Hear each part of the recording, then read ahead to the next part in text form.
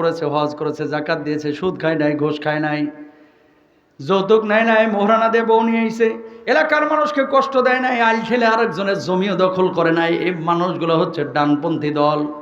আল্লাহ রাব্বুল আলামিন সামান্য হিসাব নেবে এদের। এরপরে বলবে, বান্দারে যা যা যা, জান্নাতের যেই দরজা দিয়ে খুশি সেই দরজা দিয়ে আমার জান্নাতে চলে যা। বলুন সুবহানাল্লাহ। 2 নম্বর দল হচ্ছে ওয়াসহাবুল মাশআমাতি মা আসহাবুল মাশআমা, বামপন্থী দলগুলো, যারা কোরআন মানে নাই, হাদিস মানে নাই, নবীর সুন্নাহ মানে নাই। আল্লাহওয়ালাদেরকে বাঁশ দিয়েছে, আলেম ওলামাদেরকে জেলখানায় দিয়েছে, হক কথা বলার সময় চাপাবাজি করেছে, সত্য কথাগুলো মানুষের সামনে বলে নাই, মুখে কুলুপাইটে রাখছে মাত্র 500 টাকার জন্য, 2টা সিঙ্গাড়ার 1 বোতল কোকের জন্য। অনেক সময় সারাদিন মিছিল করে 1 ওয়াক্ত নামাজ পড়ে না। ঠিক কিনা? আমার লিডারের চরিত্র ফুলের মতো পবিত্র, স্বীকৃতি দিচ্ছে। ও মুসলমান, হাতটা জোর করে বলি, কলিজা নিংড়ানো কথাগুলো বলতেছি, এটা কোনো পলিটিক্যাল কথা না, নিজের ঘাড়ে টানিয়ে নেবেন না। যে মানুষটা কোরআনকে পছন্দ করে না, আল্লাহকে পছন্দ করে না, এই মানুষের কল্যাণ চায় না, দিনের কল্যাণ চায় না। মনে রাখবেন, কোরআন ছাড়া দুনিয়ার কোনো তন্ত্র মন্ত্র দিয়ে এই পৃথিবীর বুকে কখনোই শান্তি কায়েম করা সম্ভব না। ঠিক না? সম্ভব? যদি শান্তি প্রতিষ্ঠিত হইতো তাহলে 15 বছরে এই দেশটা জান্নাতের টুকরা হয়ে যেত। কথা কন না কেন? জান্নাতের টুকরা হয়েছে নি? 150 টাকা চুরি করার কারণে আম গাছের সাথে বাইন্ধে মারছেন, আর 150 কোটি চুরি করে কানাডার বেগমপাড়ায় বাড়ি করছে। এ আবার কোটটাই পরে দেখে সার সার বলে সালামও দিচ্ছেন। কোরআন থাকলে লাভটা কি? একটা উদাহরণ, ছোট্ট একটা কথা মনে পড়লো, বলে ফেলাই। আচ্ছা, উজবেকিস্তান একটা দেশ আছে সোভিয়েত ইউনিয়নের, এখন স্বাধীন হয়েছে। আমার তো প্রতি বছর, আপনারা আমার সম্পর্কে যারা জানেন, বিদেশে আমার মতো বাংলাদেশের আর কোনো হুজুর এরকম কোনো মানে এত সফর কেউ করে না। আলহামদুলিল্লাহ, বিদেশ আপনার আলহামদুলিল্লাহ, এটা গর্ব না, আল্লাহর রহম, আল্লাহ কবুল করছে। 1 টাকাও খরচ হয় না, টাইনে টাইনে মানুষে নিয়ে যায়।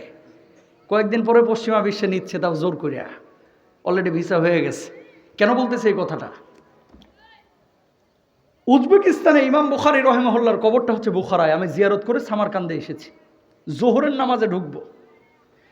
সামারকান্দে এক মসজিদে ঢোকার পরে দেখতে পেলাম যে সমস্ত মুসল্লিরা মোবাইল ফোন, মানি ব্যাগ পেছনে রেখে সামনে নামাজ আদায় করতেছে। আমার মনে চিন্তা জাগলো যে কারণটা কি? সবার মোবাইল পেছনে, মানি ব্যাগ, মোটা মোটা মানি ব্যাগ, টাকা পয়সাও আছে, পেছনে রেখে সামনে নামাজ আদায় করতেছে, কারণটা কি? নামাজ শেষে বুঝলাম নামাজে খুজু নষ্ট হবে, এই জন্য পেছনে মোবাইল মানি ব্যাগ রেখা, হাজার হাজার মোবাইল মানি ব্যাগ পেছনে, জুতার ওখানে, সবাই সামনে নামাজ আদায় করতেছে। আমার মনে চিন্তা হইলো, আল্লাহ বাঁচাইছে যে এই মসজিদটা ঢাকার গুলিস্তানের কোনো মসজিদ না। কথা বলেন না কেন? আমার বাসা তো বাইতুল মোকাররম থেকে মাত্র 6 কিলো, বাইতুল মোকাররম জাতীয় মসজিদ থেকে 6 কিলো। আপনারা যারা ঢাকার গুলিস্তানে যান, দক্ষিণ গেটের যে নিচে দেখবেন 1-150 বাথরুম আছে, বাথরুমগুলোয় ঢুকে দেখেন একটা বাথরুমের সিটকানিও নিরাপদে নাই। লোহার এই সিটকানি, এটার লোভও সামলাইতে পারে না। কথা কন না কেন?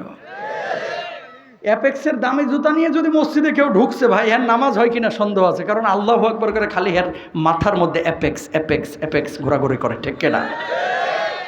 দামি জুতা, এর লেগে আমি বলি, এক মাহফিলে বলেছিলাম, খবরদার দামি জুতা নিন না। 25 টাকা 50 টাকার জুতা নেবেন মসজিদে, দামি জুতা নিয়ে কনসেন্ট্রেশন ব্রেক হয় মসজিদে। কারণ কি? ও চিপার মধ্যে রাখলো, লুঙ্গির নিচে রাখলো, ভয়ে থাকে না জানি আবার নিচ দিয়ে টান দেয়। কথা বলেন না কেন? হাসির কথা না ভাই। এদেশের মধ্যে মসজিদের জুতা নিরাপদ না, বাথরুমের বদনা নিরাপদ না, সরকারি চাল ডালও নিরাপদ না, আর ওদের দেশে মানি ব্যাগ, মোবাইল ফোনেও কেউ হাত দেয় না। একটাই পার্থক্য, কোরআন আছে, চোর নাই। ঠিক কিনা ভাই? আর কোরআন যেখানে থাকবে না সেখানে চোরের আখড়া পয়দা হবে। ঠিক কিনা? রংপুরে কয়েকদিন আগে এক মাহফিলে গিয়েছি, গত বছর মনে হয়। মাহফিলে যাওয়ার পরে ভাই বাথরুমে ঢুকছে, ওমা দেখছি বদনার গলা ভাঙ্গা, ওই ভাঙা বদনার গলায় শিকল পেঁচে রাখছে। মানে বাথরুমের ওই ভাঙা বদনাও নিরাপদ না। কারণটা কি বুঝেন? কোথায় কারণটা কি? পৃথিবীর বাংলাদেশের সমস্ত মানুষগুলো অন্যকে নিয়ে ব্যস্ত। আপনি আপনার বিবেককে জিজ্ঞেস করেন, এখানে অনেক হাজী সাহেব বসে রয়েছে, আপন বোনের পৈতৃক ভিটার সম্পত্তি আজ পর্যন্ত বুঝায় দেয় নাই, বাপ মরা হয়েছে 30 বছর। কথা বলেন ঠিক না? মারবা ভাইয়ের সম্পদ, মারবা বোনের সম্পদ, বাপরে বাপ আর একজনের আইন ঠেলে জমি দখল করবা, ছেলেকে সরকারি চাকরি দেওয়ার জন্য 14 লক্ষ টাকা পকেটে ঘুষ নিয়ে ঘুরবা, আর জান্নাত খুঁজবা নামাজের মাধ্যমে। তোমার জন্য আল্লাহর জান্নাত না, ঠিক করে বাইরে আমার। এই ধরনের জিনিসগুলো আছে না নাই? না না, সরি, আমার ভুল হয়েছে, আমার ক্ষমা করিয়ে দেন। নওগাঁর সব হচ্ছে আল্লাহর ওলি। আলহামদুলিল্লাহ, ম্যাক্সিমাম মানুষই ভালো, কিন্তু কিছু কিছু মানুষ আছে এই ক্যাটাগরির, ঠিক না? তাহলে আমরা বামপন্থী হব না, আমরা হব ডানপন্থী জান্নাতে যাওয়ার জন্য, ইনশাআল্লাহ। বলেন। 3 নম্বর আল্লাহ রাব্বুল আলামিন কি বলছেন খেয়াল করেন। ওয়াস-সাবিকুনা আস-সাবিকুনা উলাইকাল মুকাররাবুন।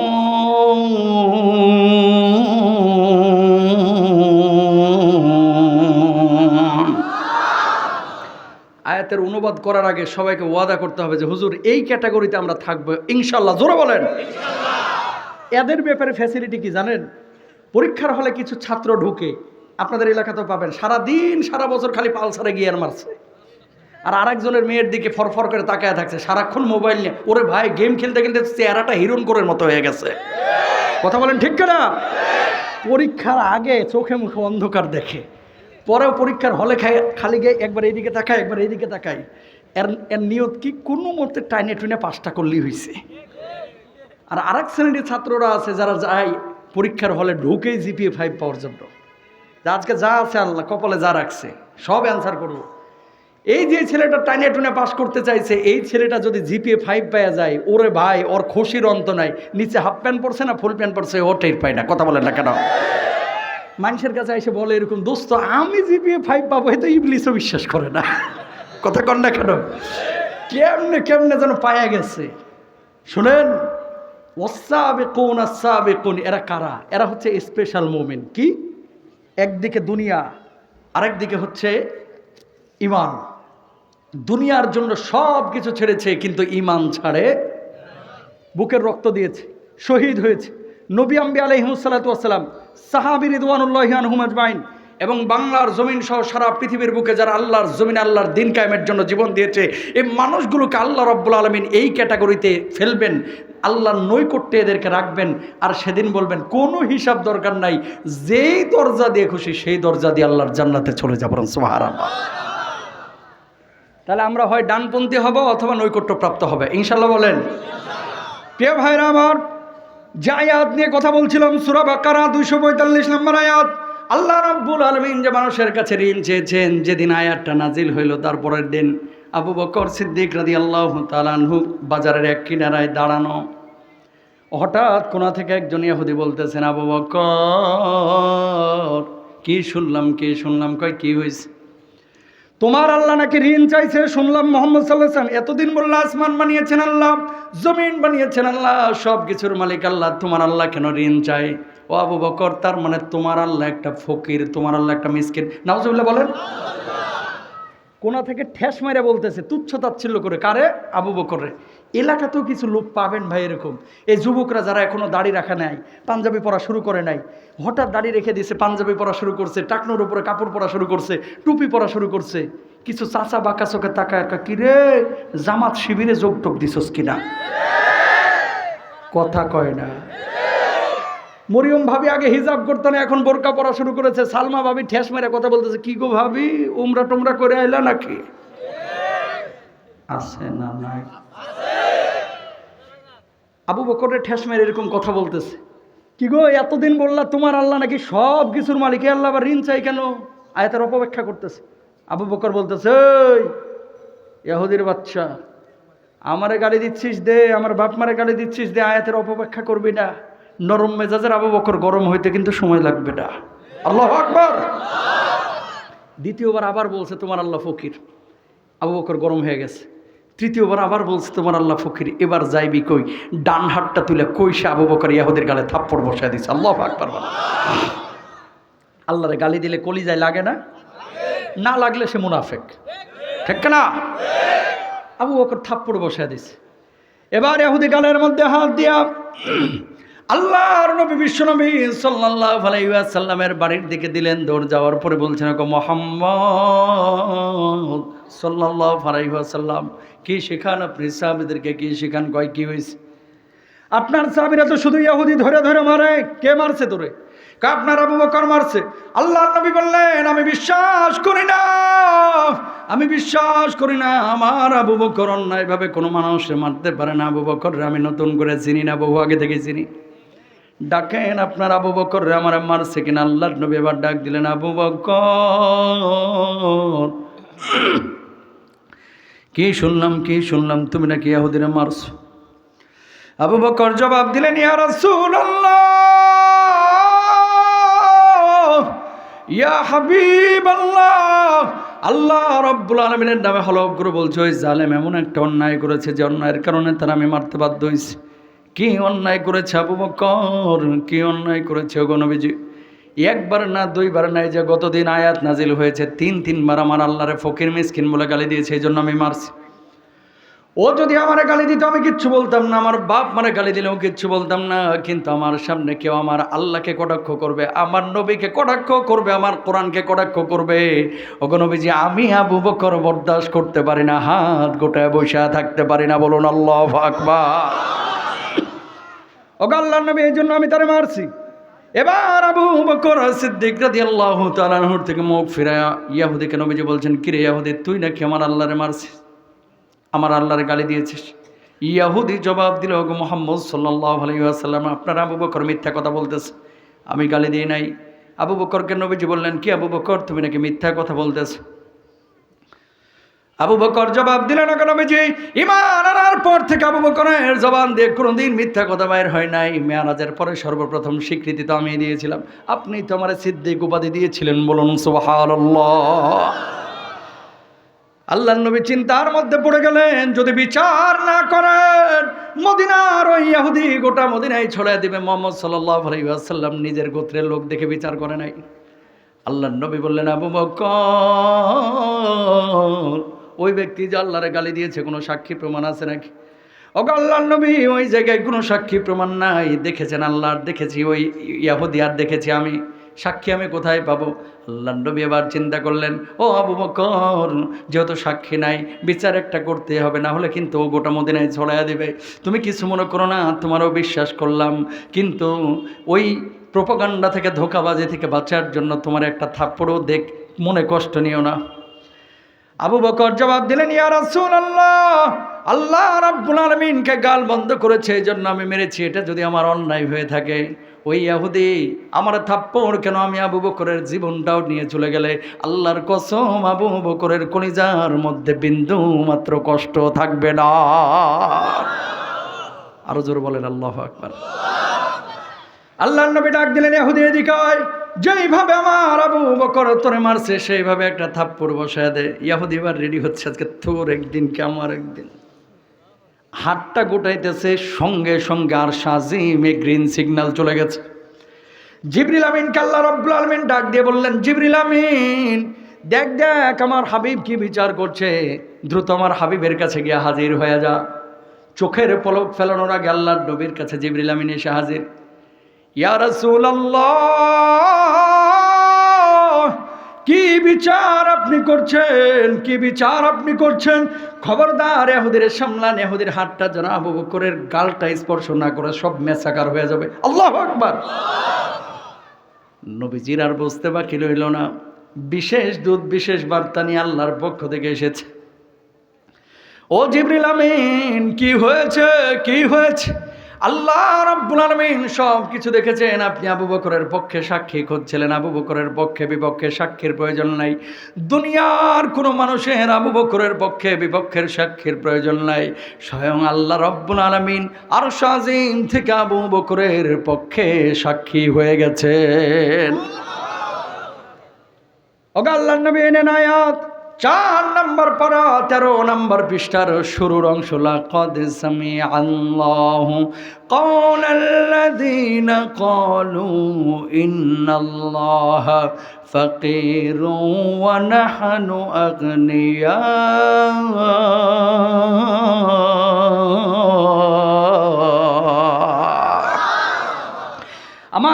রব্বুল আলামিন তার কথা শুনেছেন যে আমার আল্লাহকে ফকির বলেছে, যে আমার আল্লাহকে মিসকিন বলেছে। আমার আল্লাহ ফকির না, আমার আল্লাহ মিসকিন না। যারা আল্লাহকে গালমন্দ করে এইভাবে ট্রিট করে, এই মানুষগুলো দুনিয়ার জিন্দেগিতে, আখিরাতের জিন্দেগিতে সবচাইতে বড় বড় ফকির মিসকিন, ঠিক কিনা? আবু বকর আপনার আমার চাইতে নামাজ তো একটু কম পড়তো, কম না বেশি? রোজা কম না বেশি? দেখেন আয়াত নাজিল হয়েছে, পরবর্তী দিন ইহুদি ট্রিট করেছে, তুচ্ছ তাচ্ছিল্য করেছে।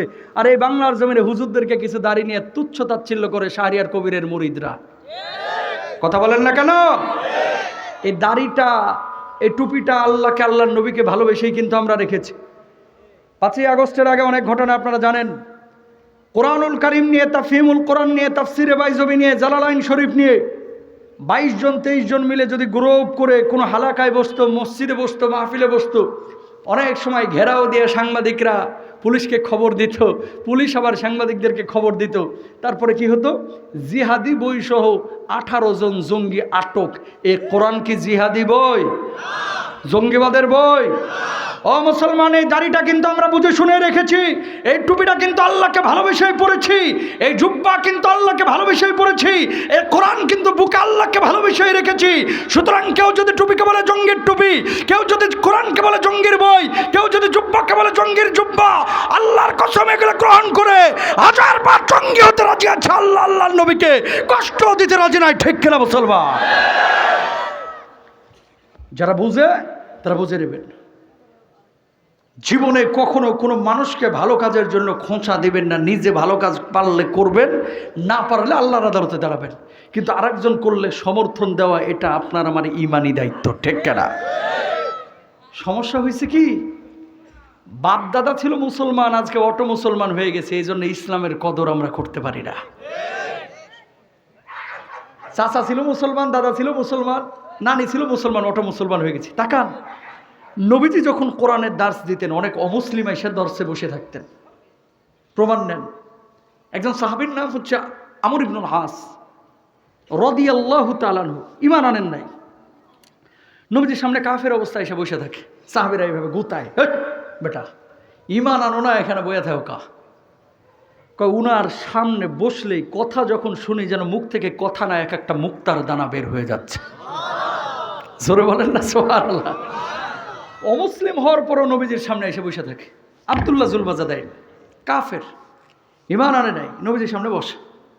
সাহাবীরা বলতেছে, কি গো তুমি অমুসলিম, অথচ এখানে বসে বসে থাকো, নবীজির কথা শুনো, কারণটা কি? কেউ ওনার কথা শুনলে কলিজাটা ঠান্ডা হয়ে যায়, ভাল লাগে, এর লেগে বসে থাকে। সুবহানাল্লাহ বলেন।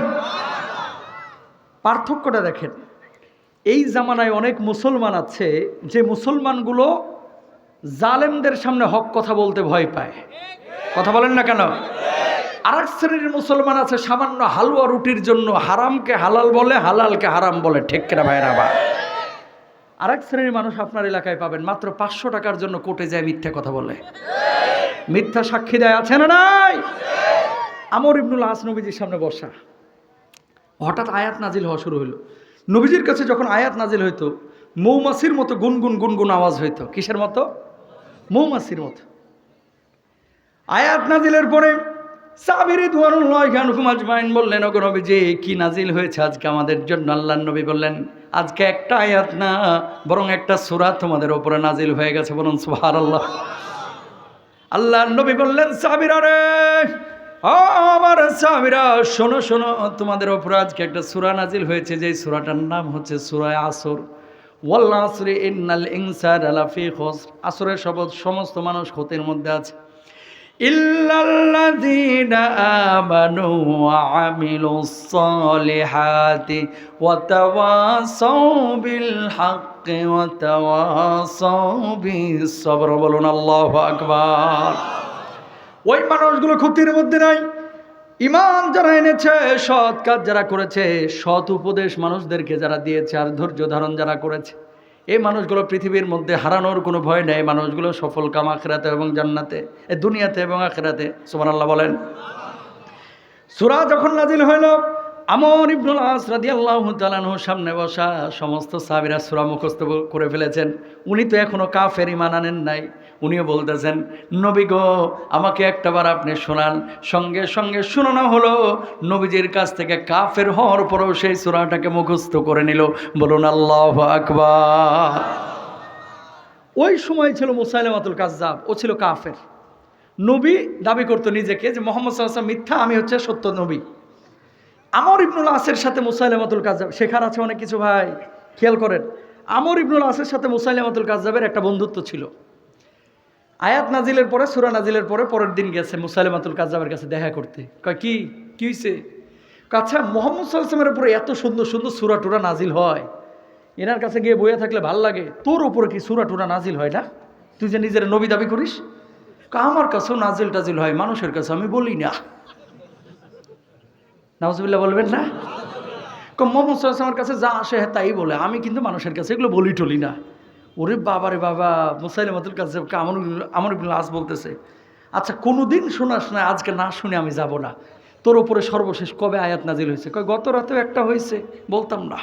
কয় না বললে তোর আজকে থেকে আমি ভণ্ড বলবো। কয় তাহলে তুই বল দেখি মুহাম্মদের উপরে কি নাজিল হয়েছে?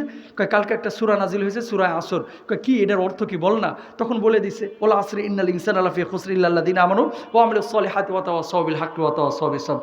আমর ইবনুল আস যখন বলছে, দেখেন কাফের হওয়ার পরেও সূরা মুখস্থ। মুসাইলামাতুল কাজ্জাব মাথা উঁচু করে একটু পরে বলতেছে, গত রাতে আমার উপরে একটা আসছে সূরা।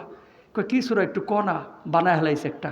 কয় ইয়া অবরা অবরা ফাইন্নামা আনতা লাহু উযুনান ওয়া সদরা সদরা। হে খরগোশের বাচ্চা, তোর কানগুলো ছোট, তোর পেটটা মোটা, তোর ল্যাঞ্জাটা ছোট, তোর পাগুলো খাটো, এটা বলে সূরা। ইবলিসও দাঁত কেলায় হাসে, ঠিক কেনা ভাইরা? আবার এটা বলে সূরা। ইয়া অবরা অবরা ফাইন্নামা আনতা লাহু উযুনান ওয়া সদরা সদরা। আমর ইবনুল আস কি জবাব দিয়েছে জানেন? এই মুসাইলামাতুল কাজ্জাব, ঈমান আমি আনি না, ঈমান আনতে আমার সময় লাগবে না, কিন্তু আল্লাহর নামে হলফ করে বলতেছি, এটা কখনো সূরা হতে পারে না, ওই সেবানি হতে পারে না। এই জামানায় এই জমিনে তোর চাইতে বড় গাদ্দার আর একটাও নাই। বলুন আল্লাহু আকবার। কাফের হওয়ার পর আর এক কাফেরের সামনে হক কথা বলে দিচ্ছে।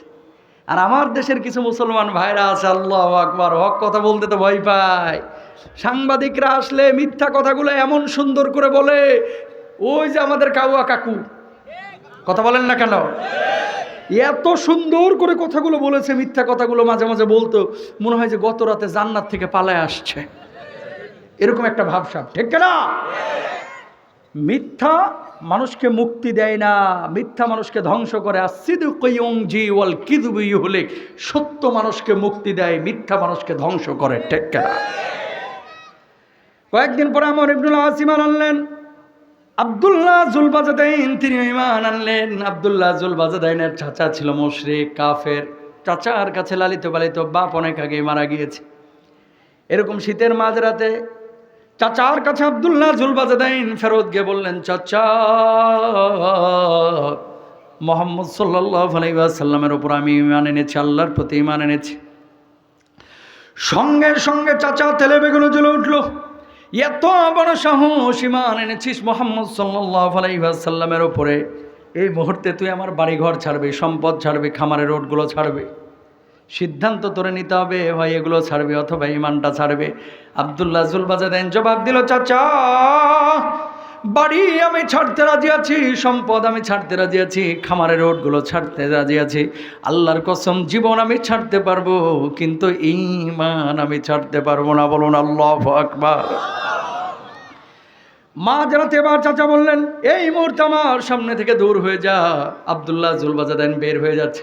এমন মুহূর্তে চাচা বলছে, এদিকায় পরনের যে জামা কাপড়টা আছে, জামা কাপড়টা পর্যন্ত খুলে দিয়ে যাবে। চাচা, আল্লাহর দোহাই লাগে, আপনি আমার জামা কাপড়টা খুলে নেবেন না, একে তো আমি উলঙ্গ হয়ে যাব, আমি বিবস্ত্র হয়ে যাব, আর একটু শীতের রাত, কষ্ট হবে। চাচা বললেন, এই জামা কাপড়টাও তো আমি কিনে দিয়েছি, ওই জামা কাপড় দেবে অথবা ঈমান দেবে। সঙ্গে সঙ্গে আব্দুল্লাহ জুলবাজাদাইন জামা কাপড়টা খুলে একেবারে উলঙ্গ হয়ে গেলেন। বলুন আল্লাহু আকবার। উলঙ্গ শরীর নিয়ে বুড়িমার কাছে গেলেন। যাওয়ার পরে বললেন, মা, ঈমান আনার কারণে আমার চাচা আমার কি অবস্থা করেছে দেখো মা। ও মা, তোমার কাছে এক টুকরা চাদর হবে নাকি যে চাদরটা দিয়ে আমি লজ্জাস্থানটা ঢাকবো? মা এক টুকরা চাদর দিয়েছে, ওই চাদরটা দিয়ে কোনো মতো লজ্জাস্থানটা ঢেকে আল্লাহর নবীর বাড়ির দিকে দিলেন দৌড়। নবীজি তখন তাহাজ্জুদের নামাজের জন্য জাগ্রত হয়েছে। আল্লাহর নবী ডানে বামে সালাম ফিরা দেখতে পেলেন একজন যুবক আল্লাহর নবীর বাড়ির দরওয়াজার সামনে দাঁড়ায়া দাঁড়ায়া থরথর করে কাঁপতেছে। আল্লাহর নবী রাতের অন্ধকারে তার চেহারাটা দেখে চিনতে পারেন নাই। নবীজি বললেন, যুবক কি নাম তোমার, কি নাম, কেন এখানে এসেছে? যুবক জবাব দিলেন, ওগো নবীজি, ঈমান আনার কারণে আমার চাচা আমার কি অবস্থা করেছে দেখেন। আমি অমুক সাহাবে গতদিন আপনার উপরে ঈমান এনেছিলাম, আল্লাহর প্রতি ঈমান এনেছি। আমার চাচা ঈমান আনার কারণে আমার বাড়ি থেকে বের করে দিয়েছে, আমার খাবারের ওটগুলো কেড়ে নিয়েছে, আমার সম্পদগুলো কেড়ে নিয়েছে, এমনকি আমার পরনের জামা কাপড়টা পর্যন্ত কেড়ে নিয়েছে। ওগো নবীজি, দুনিয়ার সব কিছু আমি বর্জন করে ছেড়ে আপনার কাছে চলে এসেছি। আল্লাহর কসম আমি ঈমান ছাড়ি নাই। বলুন আল্লাহু আকবার। আল্লাহর নবী অবাক হলেন, নবীজির চোখ দিয়ে পানি পড়তেছে, এক ফোঁটা দুই ফোঁটা পানি পড়ে। নবীজি বলছেন, আব্দুল্লাহ রে এই জায়গায় দাঁড়া, আমি ঘরের মধ্যে থেকে আসতেছি। নবীজি একটা ডোরা কাটা চাদর নিয়ে আসলেন। আব্দুল্লাহর গায়ের ওপরে নবীজি চাদরটা বিছিয়ে বললেন, আব্দুল্লাহ রে, আমি নবী আজকে থেকে আমার ব্যবহৃত এই চাদরের মালিক আমি তোরে বানায় দিলাম। বলুন সুবহানাল্লাহ। এবার আব্দুল্লাহ কাঁদতেছেন। আল্লাহর নবী বলেন, আব্দুল্লাহ কান্দিস কেন? তোর সঙ্গে তো আল্লাহ আছে, আল্লাহর রাসূল আছে, তুই আমার সাহাবীদের সঙ্গে মসজিদে নববীর পাশে থাকা শুরু কর। আব্দুল্লাহ ওই রাত্রে বলছেন, ওগো নবীজি, এই শেষ রাত্রে আল্লাহর কাছে কোনো দোয়া করলে আল্লাহ আপনারে খালি হাতে ফিরায় দিবেন না আমি জানি। একটা চাওয়া আছে আপনার কাছে, আরজি আছে, একটু শুনবেন নাকি? আল্লাহর নবী বললেন, আব্দুল্লাহ কি চাওয়া, কি চাওয়া, আমার একটু বল, আমার একটু বল কি করতে হবে? আল্লাহর নবী বললেন, আমার সাধ্যের মধ্যে যা চাইবে আজকে আমি তোরেই সেটা দেওয়ার চেষ্টা করব। ওগো নবীজি, দুনিয়ার কোনো জিনিস, কোনো সামানা, কোনো আসবাব আপনার কাছে চাই না, একটু আমার জন্য দোয়া করেন। আল্লাহ রাব্বুল আলামিন যেন আমার শাহাদাতের মওত দান করেন। বলুন আল্লাহু আকবার। আল্লাহর নবী হাত তুললেন, বললেন, আল্লাহ আমার আব্দুল্লাহ ঈমানের জন্য দুনিয়ার সব কিছু ছেড়ে আমার কাছে চলে এসেছে। আল্লাহ আপনি আব্দুল্লাহকে শাহাদাতের মওত দান করেন। আল্লাহ আব্দুল্লাহর রক্ত কাফের বেঈমানদের জন্য আপনি হারাম করে দিন। এবার সাহাবী বললেন, নবীজি আমি শহীদ হইতে চাইলাম, কিন্তু আমার রক্ত কাফের বেঈমানদের জন্য আপনি কেন হারাম করে দিলেন? আল্লাহর নবী জবাব দিলেন, সাহাবীরে, আল্লাহ রাব্বুল আলামিন কেউ যদি শাহাদাতের তামান্না করে যায় ধারণ করে, ওই ব্যক্তি যদি জিহাদের ময়দানে না গিয়ে ঘরের বিছানাতেও মারা যায়, আল্লাহ রাব্বুল আলামিন তারও শাহাদাতের মওত হিসাবে কবুল করেন। বলুন সুবহানাল্লাহ। আরো জোরে বলেন সুবহানাল্লাহ। ও দুনিয়ার মুসলমান ভাইরা আমার, এবার নিজের বিবেককে একটু জিজ্ঞেস করেন। 85 বছরের মুরব্বী এখানে আছেন, 40 বছরের মধ্যবয়স্ক মানুষ আছেন, 22 বছরের যুবকরাও আছেন। ইসলাম ফলো করতেছে প্রায় 40 বছর, 50 বছর, 60 বছর, 70 বছর ধরে। একটা দিন, একটা বেলার জন্য কলিজার মধ্যে শাহাদাতের তামান্নার জাগরণ ঘটে নাই, ঠিক কিনা? শাহাদাতের তামান্না আসে নাই, এটা জঙ্গিবাদ মনে করে। জিহাদ যা আছে ইসলামের প্রয়োজনে, নামাজ পড়া যেমন ফরজ, জিহাদ করা তেমনই কি আজাগায় না। ওই রাস্তায় একজনের পছন্দ হয়নি, আওয়ামী লীগ করে পিঠে মেরে হেলাইছে, জিহাদ করছি। তুই মুজাহিদ না, তুই আবু জাহেল। কথা বলেন না কেন? মানে আমার মতাদর্শে থাকলো না, আরেকজনের মতাদর্শ ফলো করে, এই জন্য পিঠে মেরে ফেলবেন। আমি বড় মুজাহিদ না, ও আবু জাহেল, ঠিক না?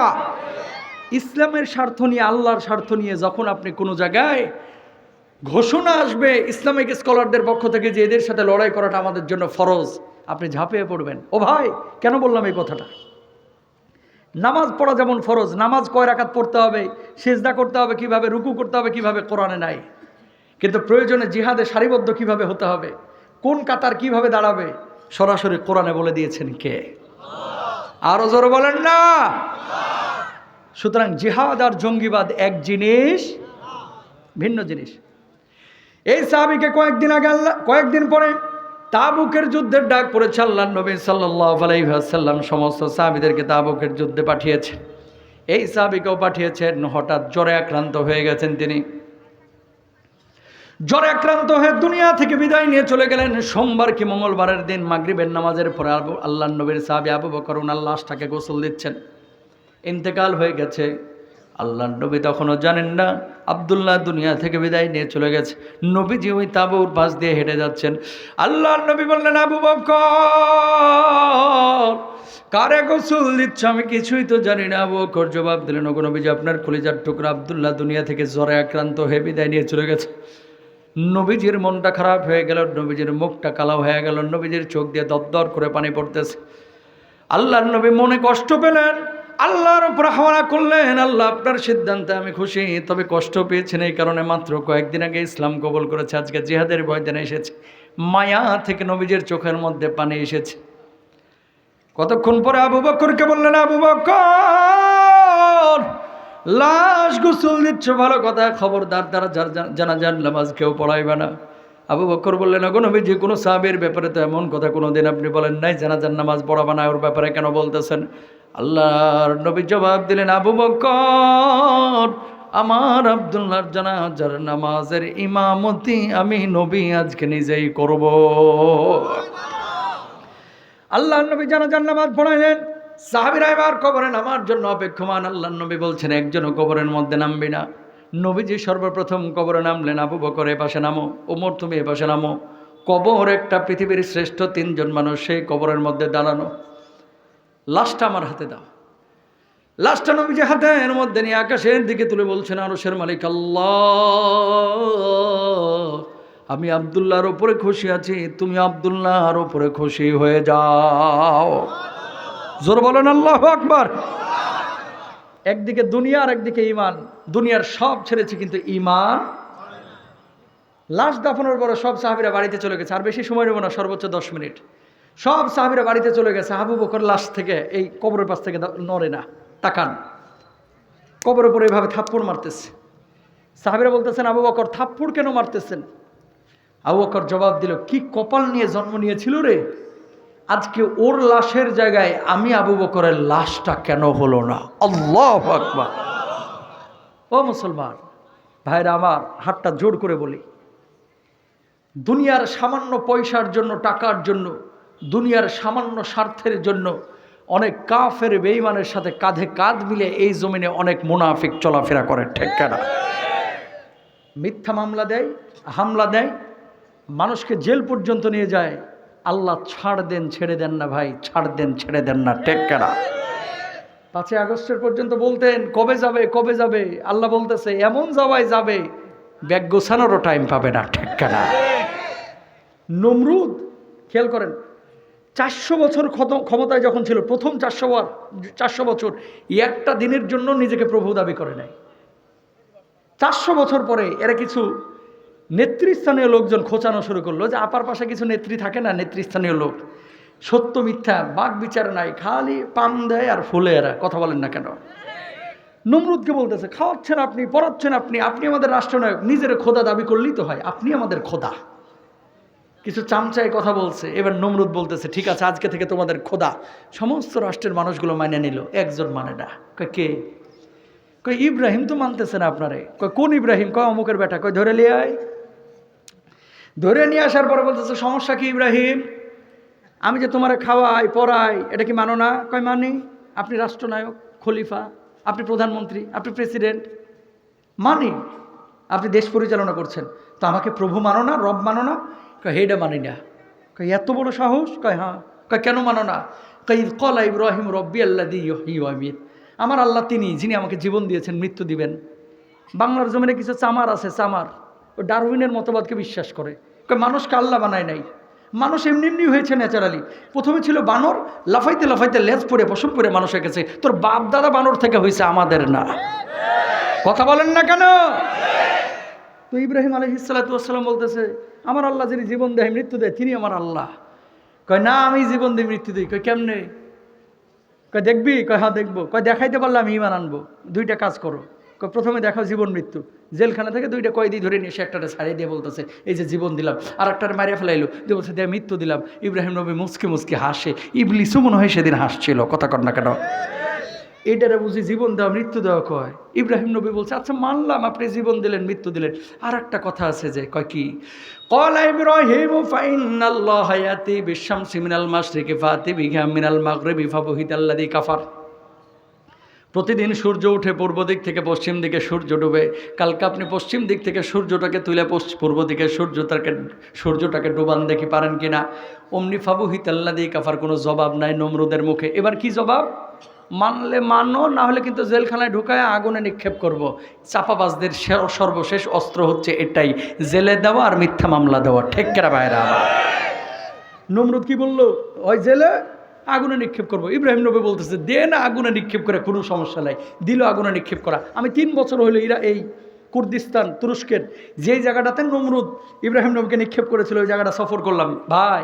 এই বড় বড় গ্লাস কাপ মাছ, লাখ লাখ মাছ, পুরো টানেলের মতো হয়ে গেছে, ছোট খাল খাল।